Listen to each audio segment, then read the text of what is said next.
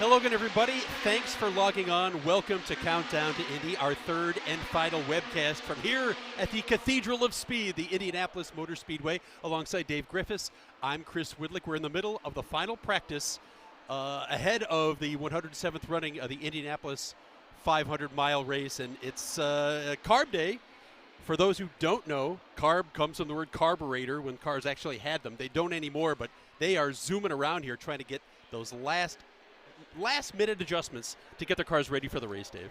Chris, we were cued and your lips were moving, but other than that, I don't know exactly what you said because it's so loud out there. There are cars turning laps because they are trying to get that last little bit of practice in. Every little bit helps. There's been so much already, but with how close this field is, how narrow the margin is between 1 and all the way down in 20, every little bit's going to help come Sunday afternoon. All right, Dave, give me your top storylines for what we've seen through these last 2 weeks of practice, of qualifying, because there's a lot of them out there. I think the best to me is the fact that this is the fastest field in Indianapolis 500 history. The average qualifying speed is up around 232 miles per hour. That's more than any race before. And you go all the way down to 30. The final car that qualified, Katherine Legge, on Saturday this year, number 30th qualifier, she was over 231 miles per hour. We have seen these speeds come up in recent years from the mid-220s all the way up to cracking 230, now early down low in the 230s. It's getting back to that area that they had in the early to mid-90s when the speeds were increasing at this. We saw those fast qualifying laps for Arie Luyendyk, Tony Stewart back in 1996. They have finally come very, very close to Arie Luyendyk's qualifying record, and overall the pole record was set both last year and this year. So you're going to see incredibly fast cars, and a lot of cars are fast. It's not just 2 or 3 that have found this speed. It's all the way down, like I said, into the 15, into the 18 range. So there's a lot of cars that are going to have a chance to win this 500 on Sunday afternoon. As far as the teams are concerned, it looks to me that Chip Ganassi Racing has really found something. They've won the last 3 poles here at Indianapolis. Scott Dixon won the last 2. Alex Palou won this year. And they won the race 1 year ago. So they have found the magic touch right now. I think everybody's chasing that team, don't you? And they are the one Honda team that seems to have it. There's a lot of Chevy teams that seem to be pretty happy with what they have, whether it's Arrow McLaren, Team Penske, AJ Foyt Racing, even having a couple there in the top 12 this year. But out of all the Honda teams, obviously the Chip Ganassi Racing is at the top. And today, just the same thing. We've got Takuma Sato on top of the speed charts today so far. Scott Dixon and Alex Palou in the top 3 from what we checked just before we came on the air. So you are right. Even though they are the only Honda team that seems to be completely happy with what they've got in their cars, they are the team to beat when it comes to the race this weekend. A couple of other interesting storylines. We'll get to Tony Kanaan later because this is his last ride officially. He's done this many times before. Yeah, we'll see about that. No, I actually kind of believe him this time. We'll hear from him in a little bit. But also the Rahal, Letterman, Lanigan team and the Graham Rahal storyline that he got bumped out of qualifying. That's been a crazy story all week long, hasn't it, Dave? It's been so unique to see just the dominoes fall and how this worked out. Obviously, Graham's car was not good enough.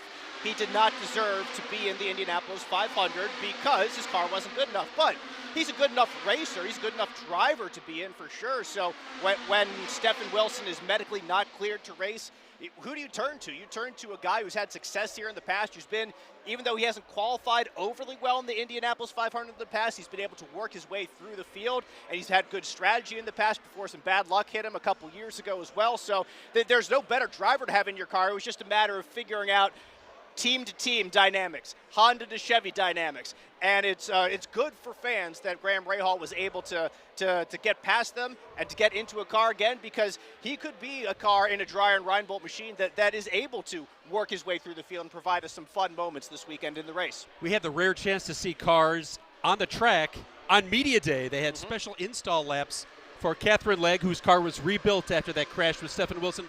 Luckily for him, he's recovering from back surgery. He's going to be fine.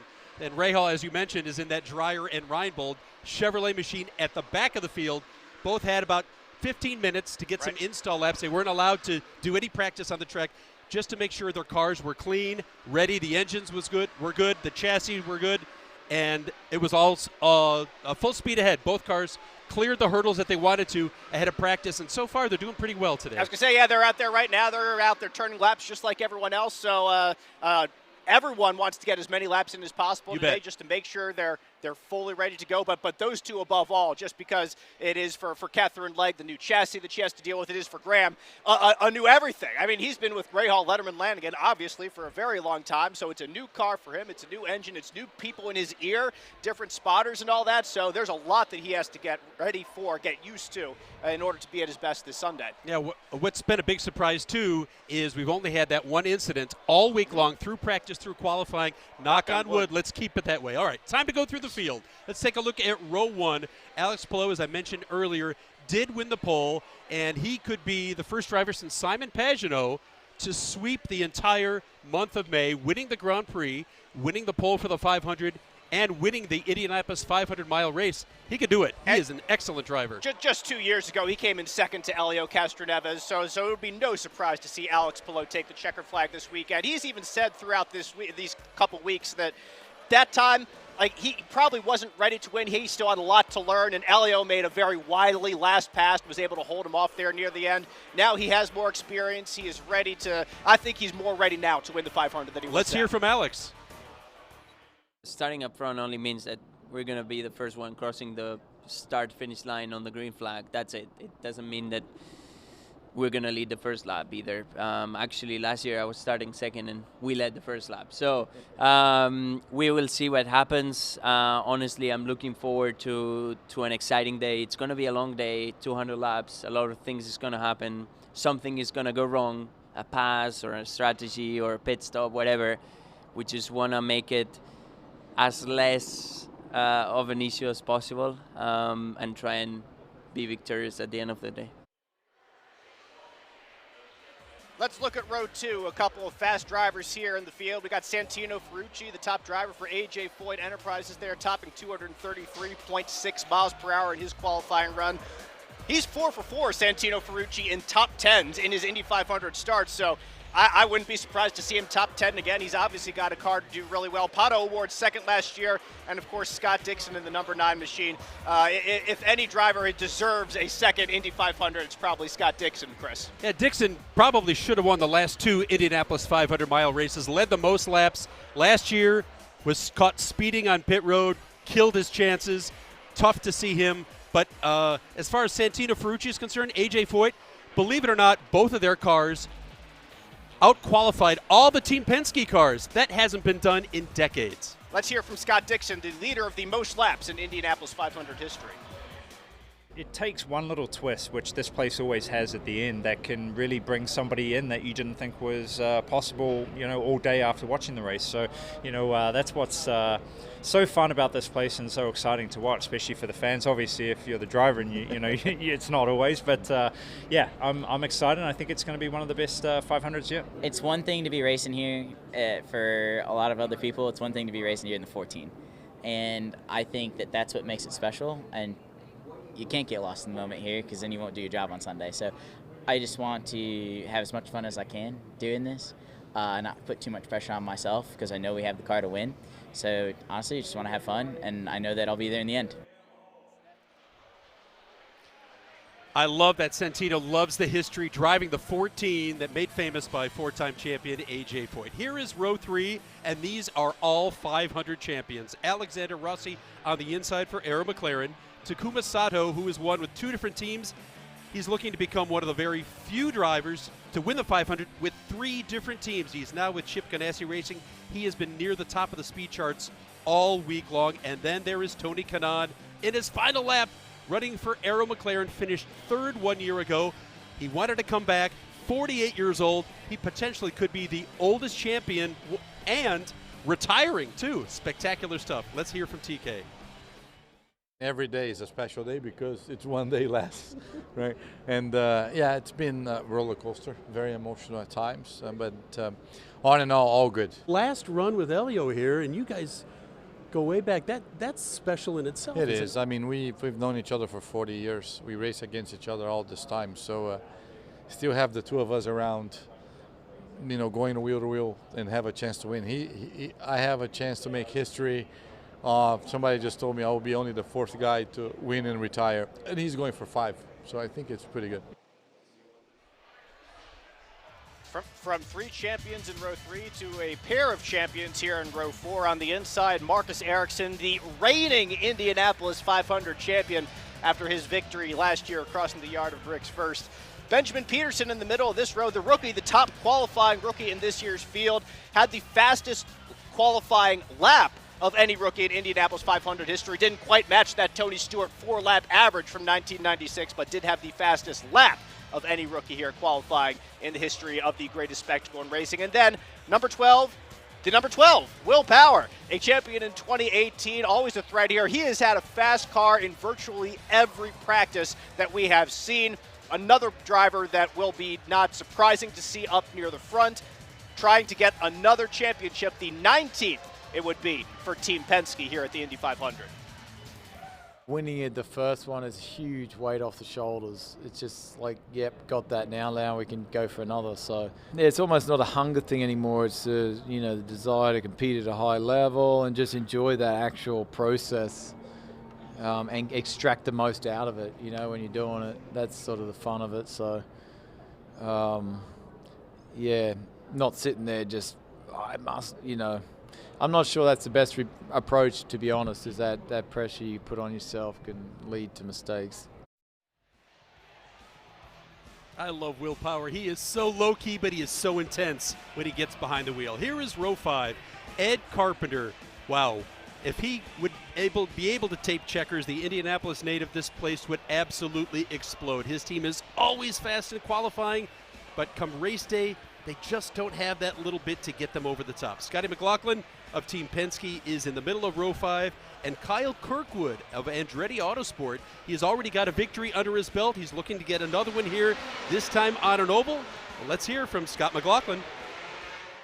Just to make the Indianapolis 500, as we've seen the last few days with Graham Rahal and the debacle there, it's a tough deal for anyone with whatever experience you've got. So you've got to really appreciate and respect this place. But it's so unique. It's so cool. The fans are so unique. The people here are so unique. It's such a big deal, and you definitely feel like you're in one of the biggest sporting events in the world when you come race here.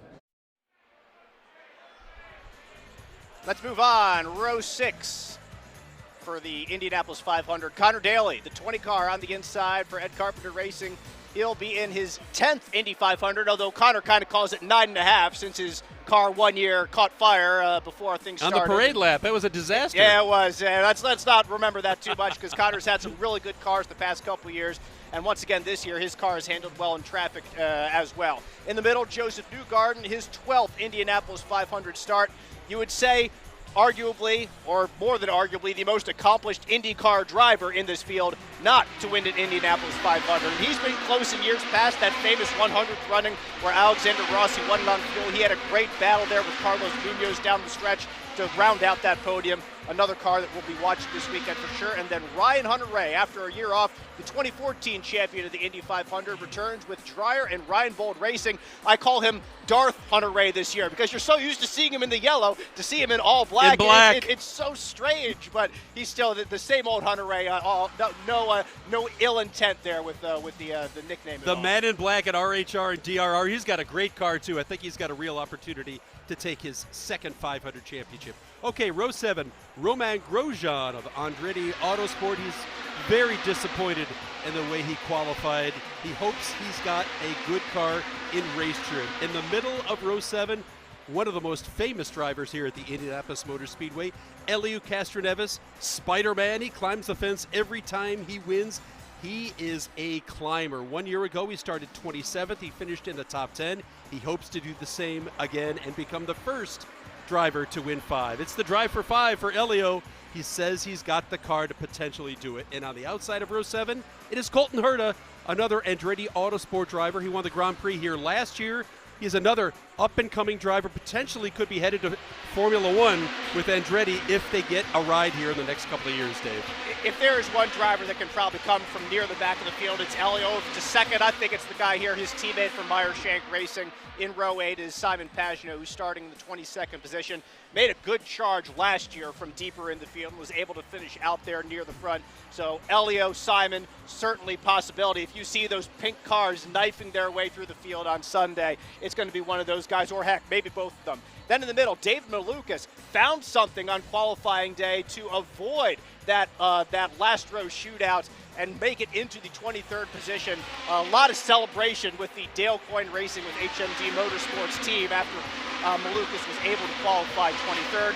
And then 24th, we have Marco Andretti back for a third year as a one-off driver, not racing the entire series, but Marco's been, in a way, re-energized here late in his career, trying to make something of the Indy 500. If he does it this year, he'll have to come from pretty far back in the field himself.